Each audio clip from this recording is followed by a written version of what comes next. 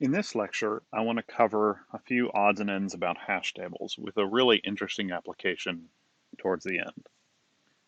So hash tables are extremely useful, and once you learn about them, you might think you should use them everywhere.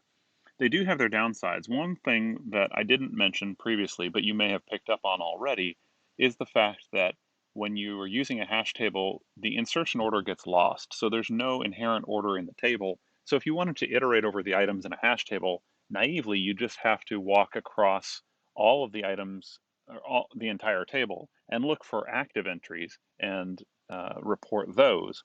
But those are not going to be in the same order that they were inserted in, or anything like, or any kind of priority order or anything like that. They're just going to seem randomly assorted, which is kind of the whole point of hash tables anyway. But what I want to talk about here is there can be times when you might be tempted to use a hash table, but you really shouldn't. Okay? Consider the following scenarios. Imagine that you want to store a whole bunch of keys, but they're all small integers, for example, between 0 and 1,000. Well, if they're all between 0 and 1,000 and they're all integers, then they're all unique. And guess what? We could just use an array. So just build an array of length 1,000 and store your keys that way. And the benefit here, of course, is that you never have a collision, ever, because you just use the key as an index into the array, and you have constant time lookup. You never have to deal with a collision or any resolution for those collisions, so everything runs really quickly. So this seems like you might want to use a hash table, especially if you've been recently thinking about hash tables, but really this is just a job for an array. Let's complicate things just a little bit and say, what if the keys that we're storing are all integers, they're all multiples of 100, and they're between 0 and 100,000? Well, again, we could just use an array. We might think, well, you wouldn't want an array of length 100,000 because you'd be wasting 99% of the space. But if you took each key and divided by 100, then that can be a direct index into an array of length 1,000 again, and you can just use an array directly. So in other words, just to be very clear here, you take your key and you divide by 100, and that gives you the index into your array, and you'll never have a collision, and you'll run very fast. Okay. Slightly more complicated. All the keys are multiples of 100, but the range is not between 0 and 100,000, but 100,000 and 200,000. Well, again, this is fairly simple to deal with. We could use an array, and we could just take the key minus 100,000 and divide by 100. And that becomes our index into the table. And again, we'll have an array of length 1,000, and that array, that table will never have any collisions, and it'll run very fast. Okay, so this is just a slight warning not to overuse hash tables. But a good place to use a hash table, of course, would be where the range of our keys is very large, not and unconstrained in any other way. So if you're if you need to store, say, um, so let's make a good use. A good use would be we have keys are between 0 and 1 billion, so that's a lot, but we need to only store only about 1,000 or 10,000 items. Okay, if we were to allocate an array of length 1 billion to store 10,000 things, well, of course it would be very fast, but it would be a huge waste of space, and the amount of memory that it would take up would be prohibitively expensive. Um, so it wouldn't be a good use of space. So in this case, a good use of a hash table with collision resolution would be to use a smaller table that can store on the order of 10,000 things and just deal with collisions when you get them. Now, for the rest of today, I want to talk about an interesting, different kind of data structure, different than anything we've seen before, called a Bloom filter. And a Bloom filter is what we call a probabilistic data structure. And I'll explain what that means in a bit. Okay. A Bloom filter is very different than anything we've seen so far. It's very memory efficient. believe it or not, it has guaranteed runtime, whereas with hash tables, we knew that the runtime was fast, but it depended on the load factor of the table. Here, a Bloom filter does not depend on its load factor. It's always fast. One of the reasons that it has this guaranteed runtime is because it doesn't actually store the items themselves. It stores the fact that they were inserted, but it doesn't store the items or the keys. And here's the downside. A Bloom filter does not always tell you the truth. What does that mean? Well, you'll see what I mean once we go through an example. The things that we need for a Bloom filter, we essentially need two things. We need a table. We'll call this table capital T, or actually let's just call it table, of n Boolean values. So the size of the table is n, so the indices are 0 to n minus 1, and we'll initialize those Boolean values all to false. Now, as you might imagine, false means there's nothing in this slot, true means there's something in this slot. And then separately, we're going to have not one hash function, but capital M different hash functions. And these different hash functions must be different from each other. There's no benefit in using the same hash function multiple times. So the different hash functions are going to take the same input and hopefully give different outputs every time. Okay? So the idea here is that you're going to use these different hash functions to identify different positions in the table. Okay? So here's the pseudocode for how we're going to insert and query a Bloom filter. First, let's talk about insert. If we wanted to insert key k, we would loop over all m hash functions, and we would compute the ith hash function and store it in h, and then we would simply set table sub h mod n to be true. So this is setting the bit corresponding to that hash function, telling us where to set the bit to true.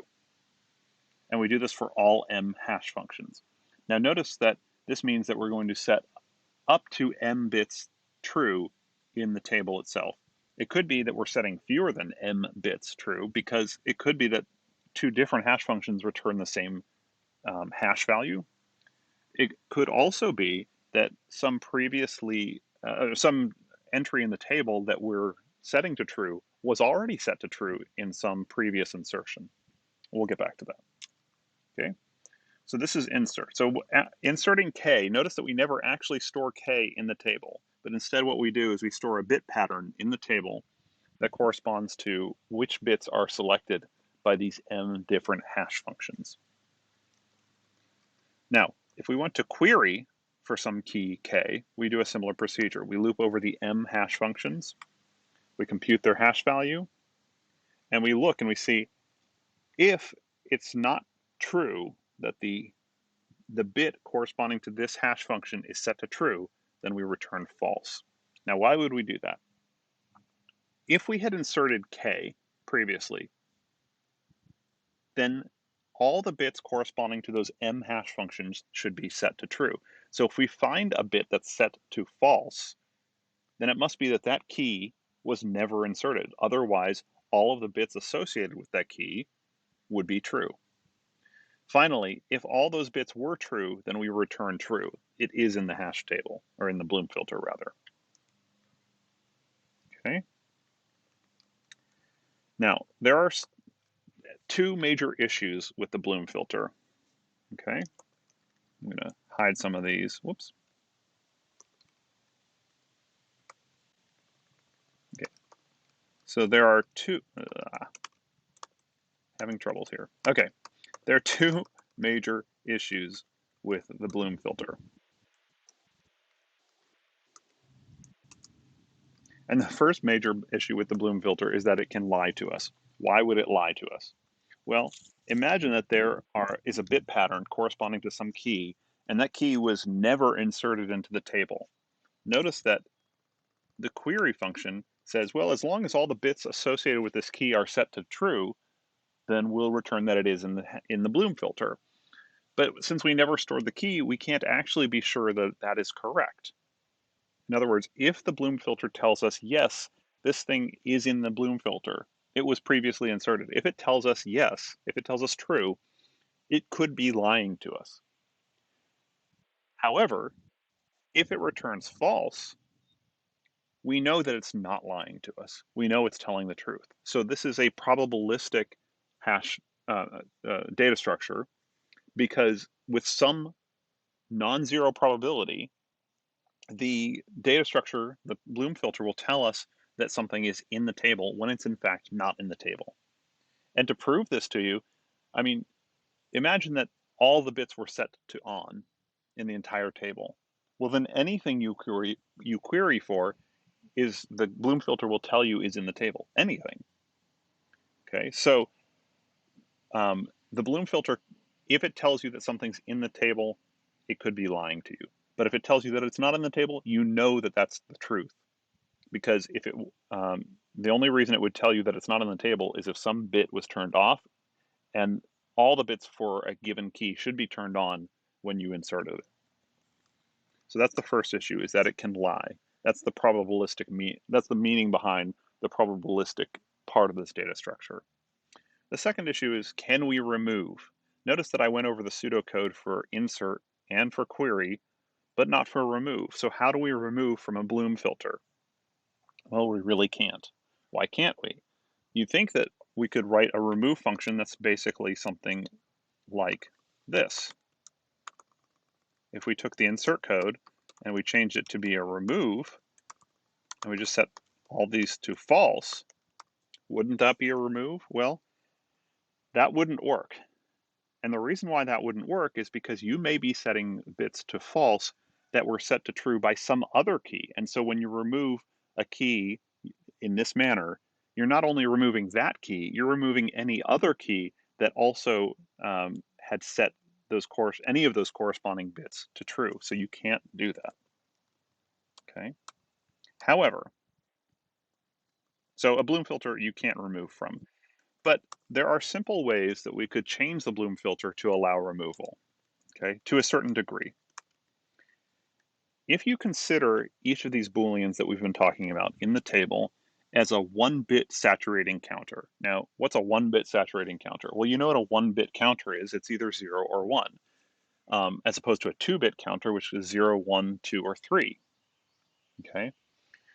Oh, a saturating counter is one where once it reaches the maximum value, cannot go any higher and does not go any lower either.